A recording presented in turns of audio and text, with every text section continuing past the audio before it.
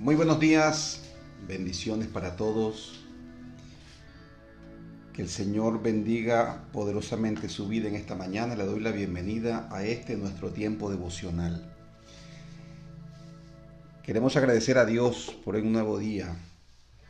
Gracias por su misericordia. Gracias por su fidelidad. Gracias porque el Señor ha sido bueno, inmensamente bueno. ¿Cuál es la evidencia de que Dios ha sido bueno? En primer lugar, nos ha permitido conocerle. Hace algún tiempo estuve escuchando a un maestro rabino y él explicaba acerca de la bendición que Dios promete a los que bendigan a la generación de Abraham.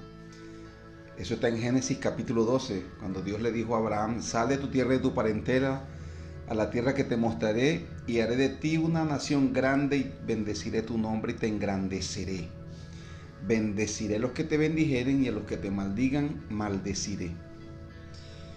Y esa maldición y esa bendición de la cual habla Dios allí, el rabino la explicaba.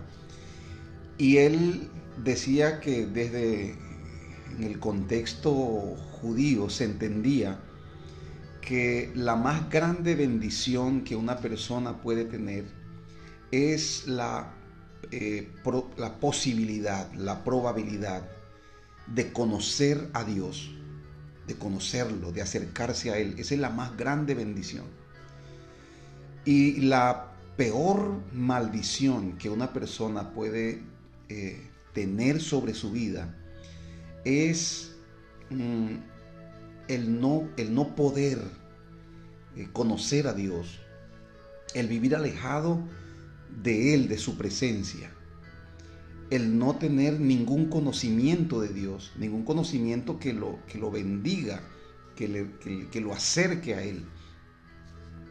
Y el rabino enfatizaba que esa era la peor maldición. Y esa maldición viene cuando, o las personas la experimentan, cuando de una manera eh, eh, bueno, rechazan las cosas de Dios, de una manera intencional, rechazan las cosas de Dios. Las juzgan antes de conocerlas. Cuando la gente habla mal de Dios, cuando la gente habla mal del pueblo de Dios, hay una maldición, y esa maldición les impide a ellos conocer a Dios, acercarse a Dios. Y es por eso que a los discípulos el Señor les dice: tengan mucho cuidado cómo ustedes tratan a su prójimo.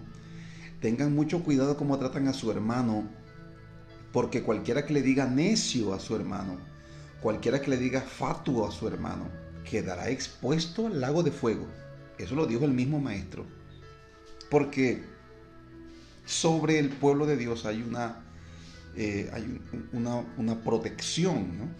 Dios lo guarda, Dios lo protege, pero también hay unas consecuencias para todos aquellos que traten mal al pueblo de Dios.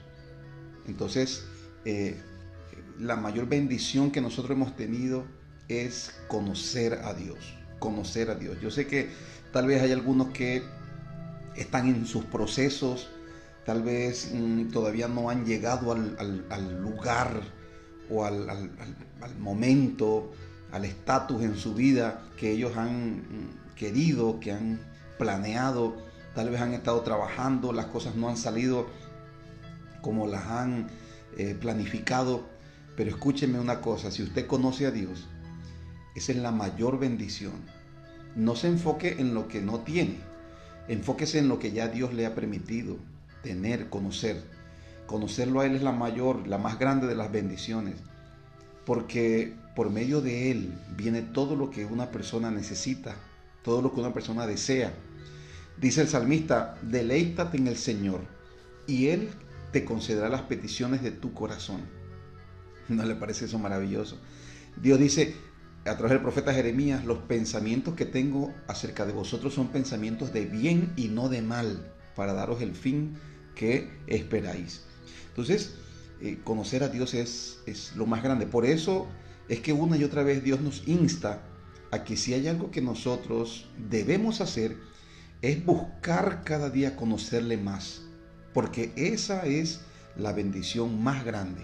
Y le damos gracias a Dios por eso, gracias a Dios porque a través de estos tiempos nosotros podemos conocer un poco más a Dios y podemos aprender cómo agradarle a Él. Aprendemos cómo crecer en nuestra comunión, en nuestra relación con Él. Si su corazón ya está dispuesto para aceptar el reto de la palabra el día de hoy, entonces yo le invito a que leamos las Escrituras. Tome su Biblia, vamos a leer el libro de los Hechos en el capítulo 18, versículo 22. Libro de los Hechos, capítulo 18, versículo 22. Quiero enviar un saludo a toda la hermosa familia y la comunidad bíblica. Que Dios los bendiga, que Dios los guarde. También bendecimos la vida de los hermanos en la fe que nos ven, hermanos que se congregan en otras iglesias, acá en Barrancas y en otras ciudades, y que tienen a bien pues conectarse con este tiempo y han encontrado en este tiempo un espacio para crecer, para aprender de la palabra y para crecer. Los bendecimos también. A los amigos que tal vez todavía no se han decidido rendir su corazón, su vida a Cristo. Quiero animarle para que este sea el día en el cual usted le rinda su vida. Es la mayor bendición, escúchame bien, la mayor bendición. Piense en la eternidad, piense en lo eterno, no solamente en este mundo, porque este mundo pasa este mundo. La Biblia dice que el cielo y la tierra pasarán, pero el que hace la voluntad de Dios permanecerá para siempre.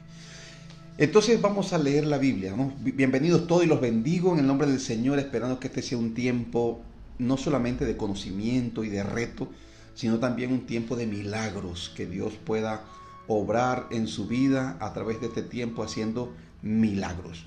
Entonces dice la Escritura en el libro de Hechos, capítulo 18, versículo 22.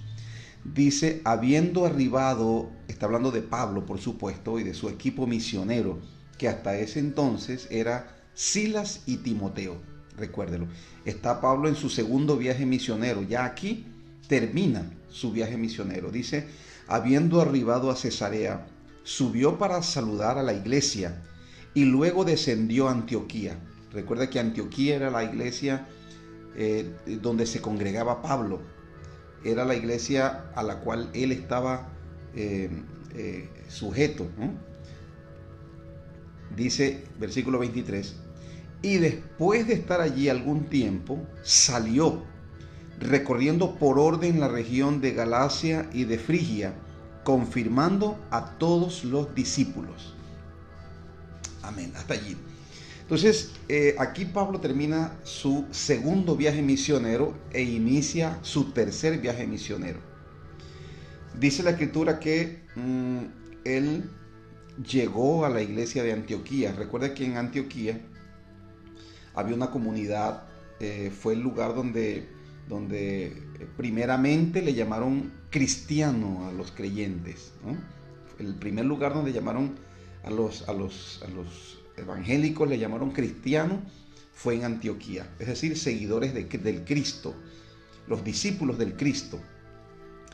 Y Pablo se congregaba en ese lugar, ese era su centro de operaciones. Recuerde que de allí, en un culto que estaban en ayuno, estaban orando y algún profeta se levantó y dijo el Señor por medio de ese hombre: apártenme a Pablo y a Bernabé para la obra que los he llamado. Entonces, después de orar por ellos, los mandaron. ¿Dónde los mandaron? A predicar el evangelio. Así que salieron a recorrer, hicieron un plan para recorrer, predicar el evangelio, ¿no? Hicieron un recorrido. Dice la escritura que llegaron, luego de llegar estuvieron un tiempo, entregaron los reportes y luego de un tiempo volvieron salieron en su segundo viaje misionero. Antes de salir al viaje misionero, Pablo y Bernabé tuvieron una discusión por causa de Juan Marcos. No pudieron salir juntos, entonces Bernabé y Juan Marcos, sus sobrinos, salieron a hacer la obra de Dios por un lugar, y Pablo, tomando a Silas, fue a su segundo viaje misionero.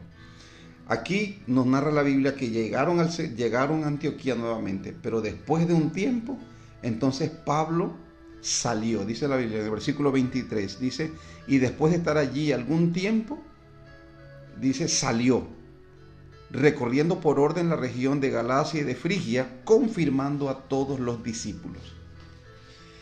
Yo aquí, cuando miro, por ejemplo, el comportamiento, el accionar del apóstol Pablo, yo recibo mucha inspiración, porque veo en Pablo un hombre abnegado, un hombre entregado, no solamente un hombre comprometido con la obra de Dios, sino que veo también en Pablo un hombre sencillo, un hombre humilde, un hombre servicial, un hombre que, a pesar de todos los títulos, a pesar de la clase, del estatus al cual él pertenecía, un hombre, a pesar de todos los conocimientos que tenía, él no siente superioridad, sino que al contrario, él es un hombre muy humilde, muy sencillo, que es quien nos aconseja que estimemos a los demás como superiores a nosotros mismos.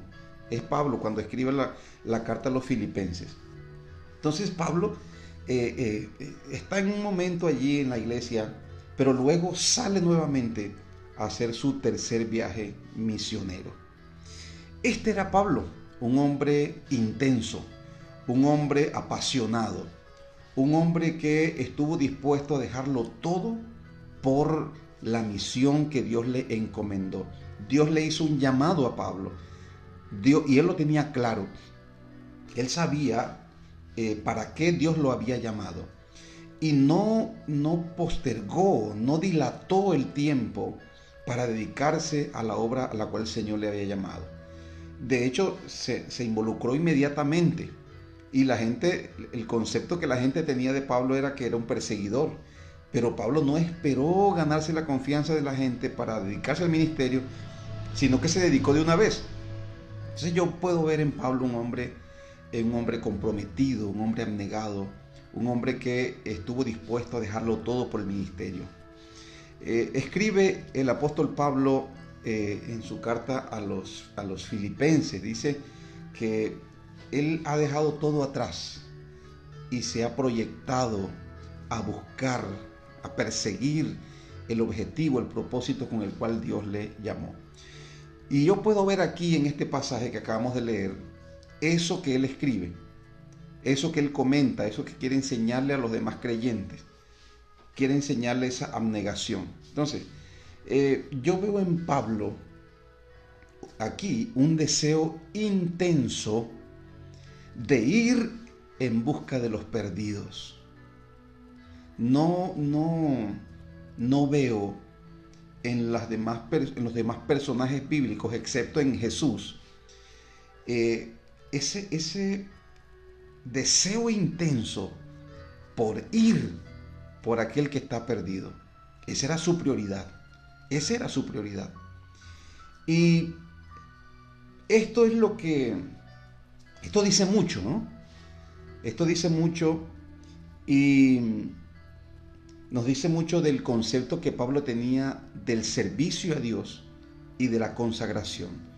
Cuando yo observo cuál es el concepto que tiene Pablo del servicio a Dios y cuál es el concepto que tiene Pablo de la consagración, dista mucho del concepto que muchos tienen el día de hoy, de lo que significa consagración y de lo que significa servicio, y quiero profundizar un poquito en esto para que podamos tener claridad. ¿Cuál era el concepto que Pablo tenía de consagración? Cuando el apóstol Pablo escribe la carta a los Corintios, dice a los llamados, a los santificados en Cristo Jesús, llamados a ser santos.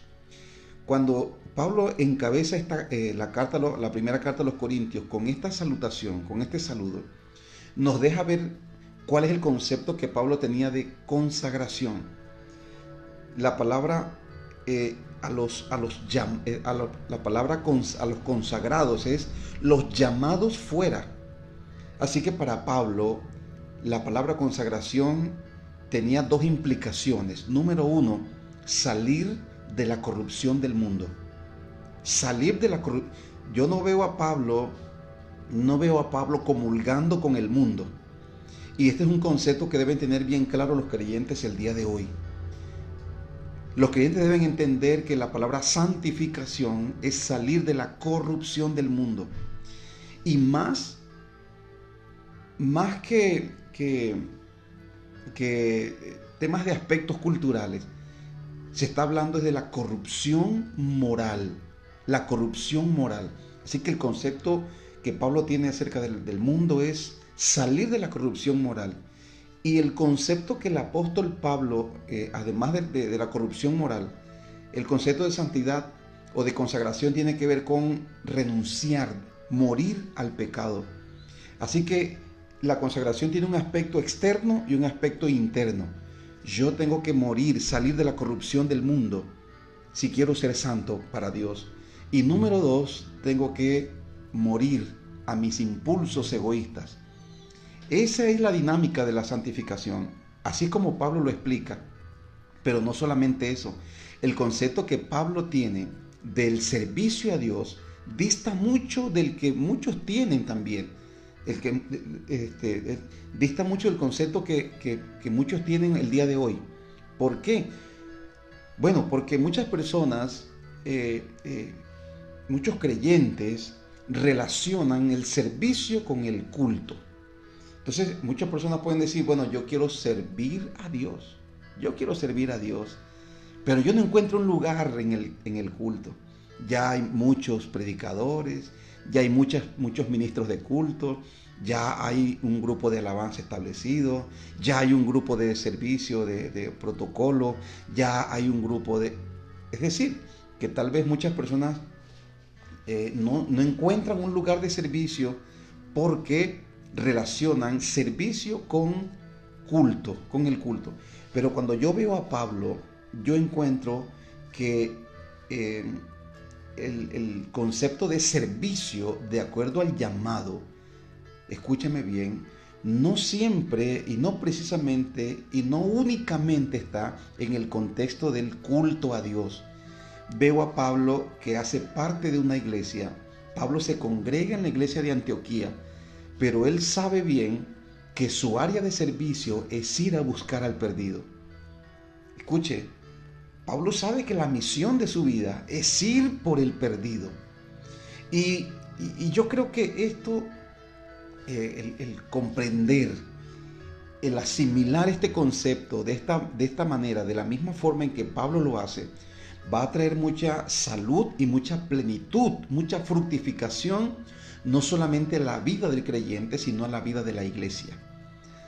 Por ejemplo,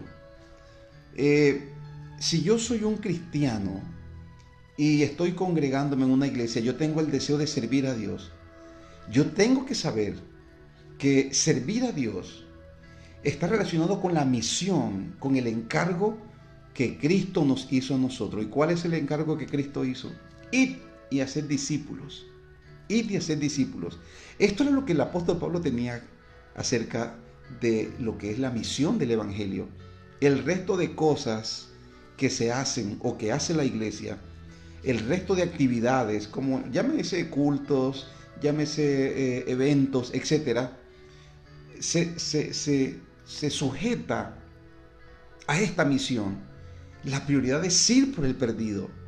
Ir por el perdido. Cuando Jesús vino, dice la Biblia, que el apóstol Pablo cuando lo explica en la carta a los Filipenses dice, haya en vosotros este sentir que hubo también en Cristo Jesús, el cual siendo igual a Dios, no estimó el ser igual a Dios como cosa que aferrarse, sino que se despojó y vino y habitó como un hombre, y en la condición de hombre se humilló hasta lo sumo. Pero porque vino a buscar al pecador, vino a reconciliarnos con Dios. Entonces yo no veo a Jesús, no veo a Pablo interesado por un cargo en la liturgia, en el culto. No veo a Jesús, no veo a Pablo interesado. Y esto no quiere decir de que nosotros no debemos tener una aspiración de servir a Dios en un culto, en la organización de la iglesia. Debemos aspirar, porque si Dios nos ha dado dones, nos ha dado talento, la iglesia es el lugar para desarrollar esos dones y esos talentos. Pero escúcheme bien, el mayor servicio que usted puede hacer para Dios es ir por el perdido. No hay un texto, escúchame, no hay un texto en el cual Dios se alegre, un texto en el cual el corazón de Dios se goce más que cuando un pecador viene a sus pies. De hecho, es el único texto. O sea, Jesús se regocijó cuando vio a los discípulos entregados al ministerio, testificando cómo Dios les había respaldado después de venir de predicar el Evangelio. Jesús, buscando enseñarle a los fariseos y a todo el contexto religioso acerca del amor de Dios, le habló de la parábola de la oveja perdida. Le habló de la mujer que había perdido una moneda. Le habló del hijo pródigo, para ayudarle a entender a las personas que no hay mayor gozo para el corazón de Dios que un pecador venga a Él. Dice la Biblia que el que gana almas es sabio. Entonces, nuestro servicio, yo no puedo frustrarme y decirme, y vivir de pronto con amarguras, haciendo malos comentarios, porque no me usan, porque no encuentro un lugar de servicio en la iglesia. Bueno, te voy a proponer, y este es nuestro reto el día de hoy, sal a buscar al perdido. Salga a buscar al perdido. Mira, el ministerio más grande no es una vez, 2 veces a la semana en el templo. El ministerio más grande está afuera. El lugar donde se necesitan predicadores. El lugar donde se necesitan hombres y mujeres llenos con el Espíritu Santo que exhiban los principios, los valores del reino de Dios, que exhiban carácter transformado.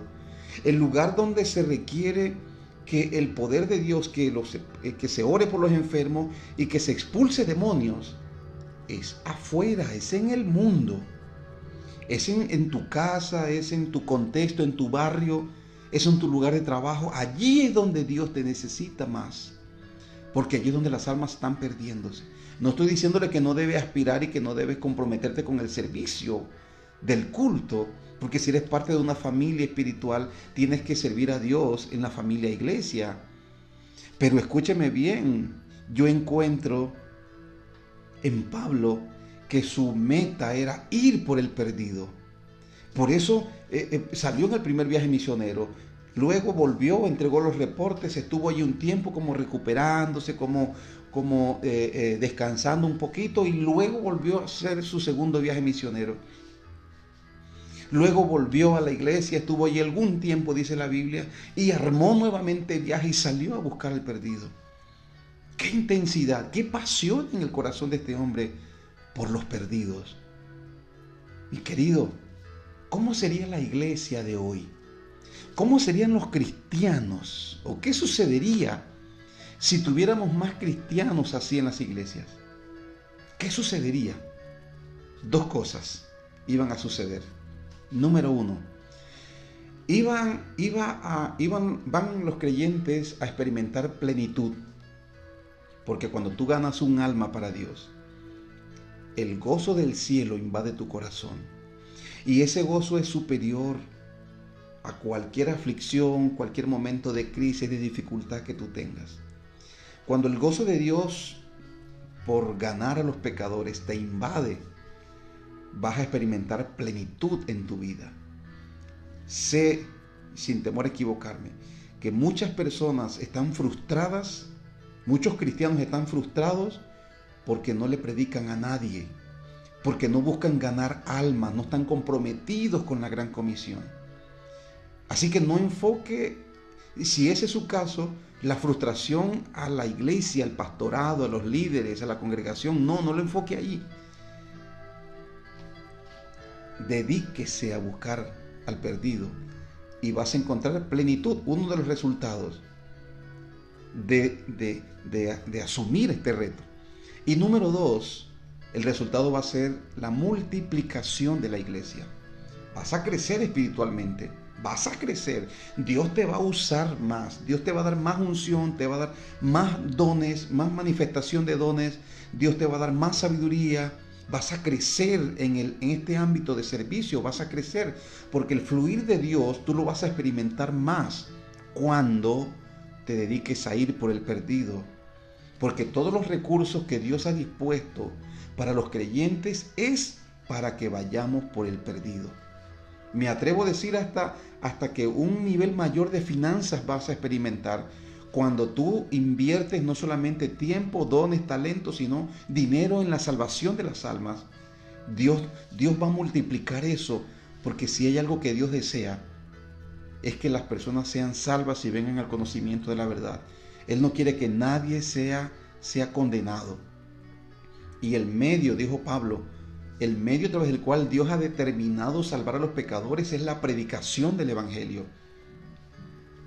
Así que yo le animo en esta mañana. Observemos en Pablo un ejemplo.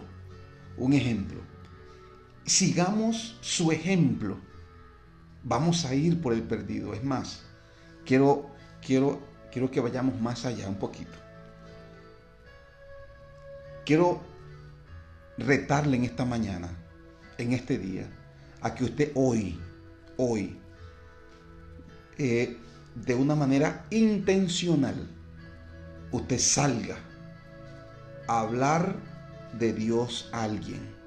Salga con el objetivo, voy a hablar de Dios a una persona, voy a orar por alguien. Tal vez dice, pastor, yo no tengo experiencia. Deja que Dios te use.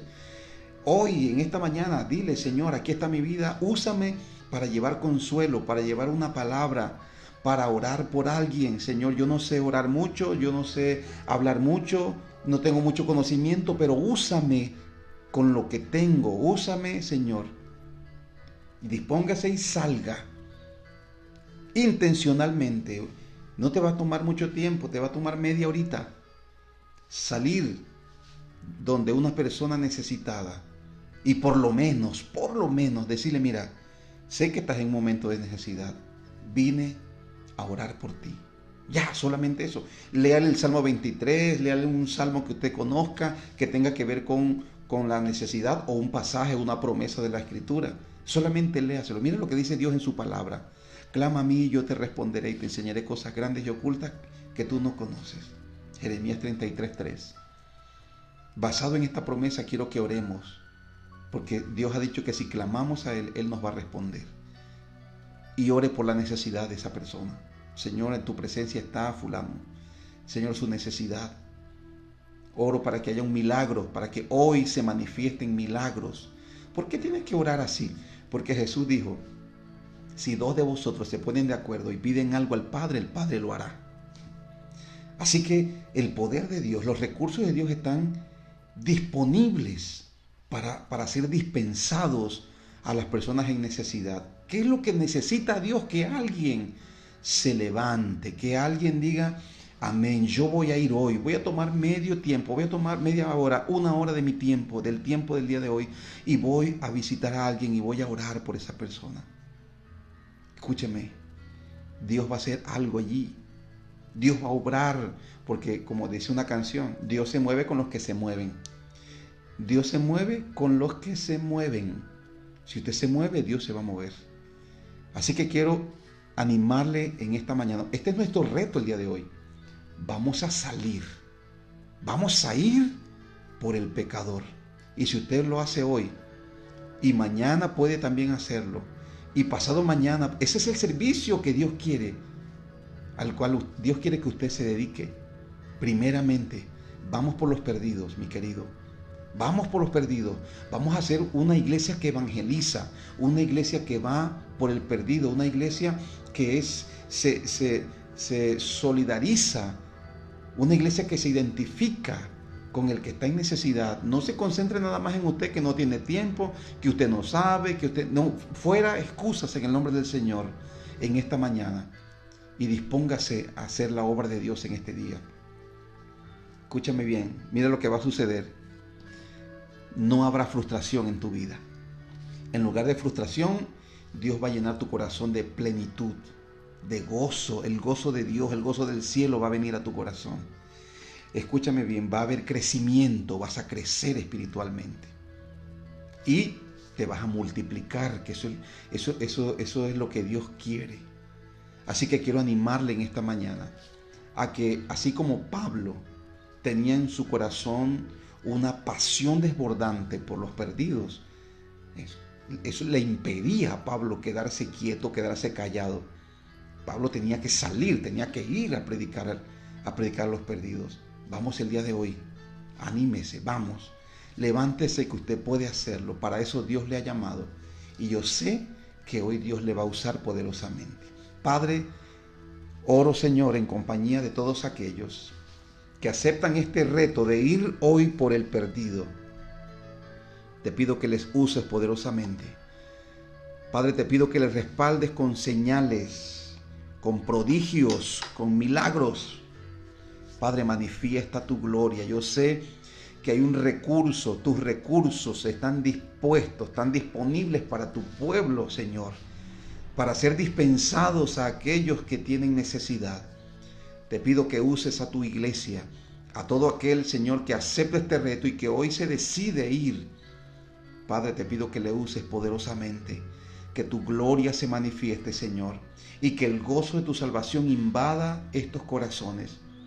En el nombre de Jesús, y que, Padre Celestial, todo aquello que ellos han estado esperando, todo aquello que no se ha podido resolver, Señor, este sea el día en que comience, Señor, a manifestarse tu gloria en sus vidas, porque tú has prometido: buscad primeramente el reino de Dios y su justicia, y todas estas cosas os serán añadidas.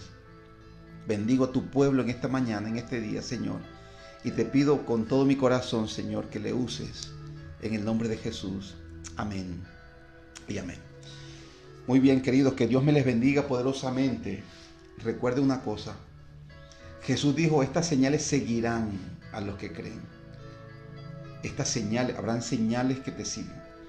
Los milagros, dice la Biblia, Dios testifica. Cuando tú hablas de la palabra, Dios testifica. Cuando tú testificas, tú hablas. Pero cuando Dios testifica, Dios manifiesta gloria. Y dice la Escritura en la carta a los Hebreos que Dios testifica con milagros, con señales y prodigios y diversos repartimientos. Entonces, vaya por el pecador el día de hoy. Por uno, vaya por uno solo, vaya, haga una visita donde usted va a animar, cuando usted va a compartir una palabra, cuando vas a ir a orar por alguien. Y escúchame bien, Dios va a glorificarse, lo vas a ver. Y después me vas a comentar el testimonio de lo que Dios hizo cuando tú te dispusiste. Que Dios te bendiga.